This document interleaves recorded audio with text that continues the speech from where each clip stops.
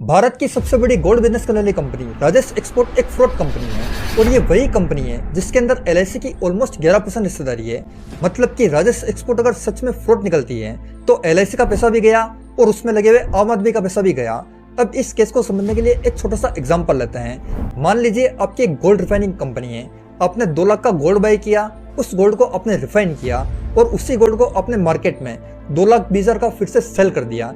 यानी कि जो टोटल आपका प्रॉफिट हुआ वो हुआ 20,000 रुपए। लेकिन अगर आपको अपनी कंपनी की वैल्यूएशन ज्यादा बतानी है तो आप ये कहोगे मेरा टोटल रेवेन्यू 20,000 नहीं बल्कि 2,20,000 रुपए है। और यही प्रैक्टिस राजेश एक्सपोर्ट किया करती थी।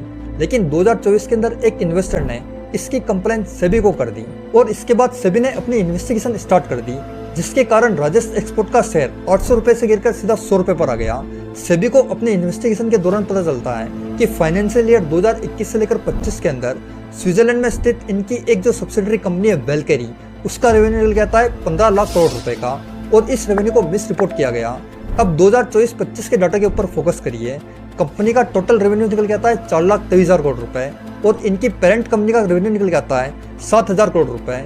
लेकिन जो वेलकेरी का रेवेन्यू है वो निकल गया था 4,16,000 करोड़ रुपए, जो कि इनकी कंपनी के टोटल रेवेन्यू का लगभग 98% है। और असली प्रॉब्लम यहीं से स्टार्ट हो जाती है क्योंकि इस सब्सिडरी कंपनी के बारे में इन्वेस्टर्स को पता तक नहीं था।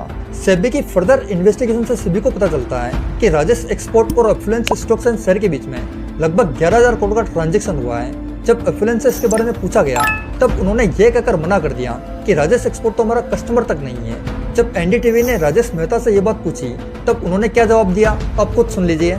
This entire thing, the entire interim order is nothing else but a product of a confusion.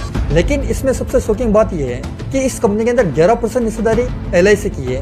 अगर ये कंपनी सच में फ्रॉड निकलती है तो इसमें एलआईसी का पैसा भी डूबेगा और उसमें लगे हुए आम आदमी का पैसा भी डूब जाएगा। लेकिन अभी तक सेबी ने इसके ऊपर कोई भी फाइनल वर्डिक्ट नहीं दिया है, इसलिए इस वीडियो को आप शेयर कर दीजिए ताकि लोगों के अंदर फालतू का पैनिक ना फैलाए।